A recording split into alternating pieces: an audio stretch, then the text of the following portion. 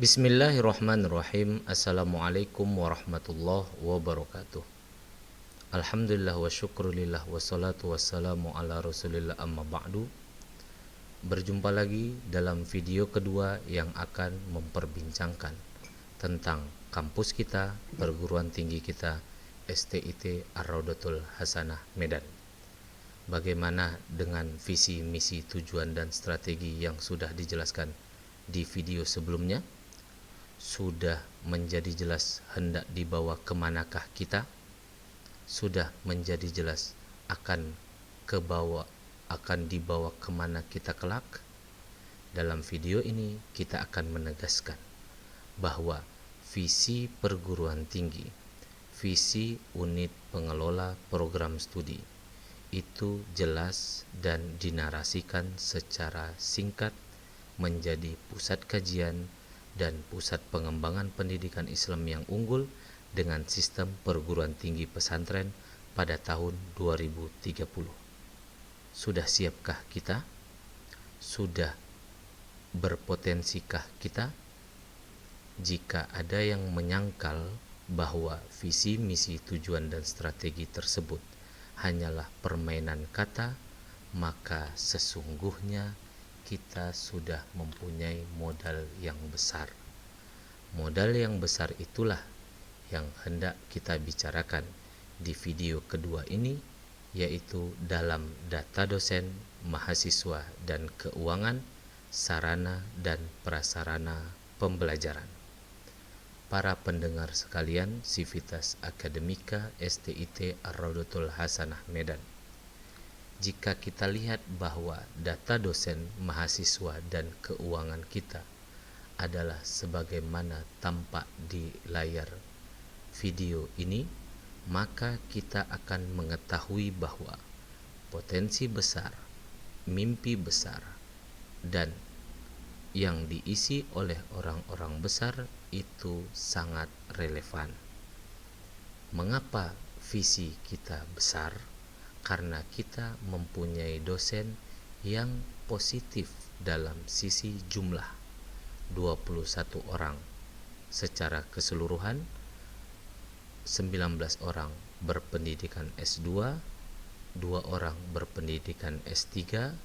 Untuk jabatan fungsionalnya sudah tersebar dalam tenaga pendidik, asisten ahli, dan lektor. Rasio dosen tetap terhadap mahasiswa reguler itu cukup positif dan cukup memperlihatkan hal yang rasional. 1:8 itu karena 21 dosen tetap kita dibandingkan dengan jumlah mahasiswa yaitu 157 orang. Artinya potensi SDM yang ada di STIT ini sudah sangat-sangat mumpuni jika kita melihat ke dalam diri kita masing-masing. Oleh karena itu, visi misi tersebut bukanlah sesuatu yang besar jika kemudian kita lihat potensi yang besar yang ada dalam diri dosen dan mahasiswa. Maka setiap dosen, setiap mahasiswa lah yang harus menunjukkan sikap besarnya. Karena ternyata di sisi keuangan pun dukungan pesantren terhadap kita begitu besar. Besar dana yang diperoleh setiap tahun, baik itu dari uang pendidikan masing-masing mahasiswa maupun bantuan dari pesantren dan dana-dana yang tidak terikat lainnya, jumlahnya tahun terakhir ini 1.500.000.000. Artinya semua dana ini telah disebarkan dalam setiap kegiatan kita yang bertujuan menjadikan kampus ini, perguruan tinggi ini menjadi pusat kajian dan pusat pengembangan yang unggul dengan sistem perguruan tinggi pesantren pada tahun 2030. Maka visi dan misi kita harus kita tuntaskan dan kita wujudkan sebaik mungkin. Berikanlah sentuhan yang terbaik yang bisa kita miliki untuk kampus yang kita perjuangkan ini.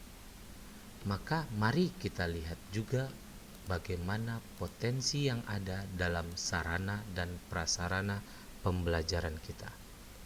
Kita temukan bahwa sarana dan prasarana pembelajaran kita pun tidak kalah potensial dengan sarana dan prasarana kampus-kampus unggul lainnya. Silahkan untuk dilihat dan dibaca secara seksama bahwa kita punya lahan kosong, kita punya lahan yang dibangun, kita punya ruang ketua, ruang kuliah, ruang administrasi, ruang lab komputer, ruang lab bahasa, ruang micro teaching, ruang perpustakaan, ruang dosen, ruang BEM, kantin, masjid, aula serbaguna, ruang sidang, lapangan sepak bola, lapangan voli, lapangan futsal, lapangan basket, lapangan bulu tangkis, lapangan tenis meja, parkir, pos satpam, poliklinik, asrama, toilet dosen, toilet mahasiswa, etalase pengumuman, dan kursi tunggu yang sangat-sangat mendukung dan proporsional untuk jumlah kita yang begitu potensial.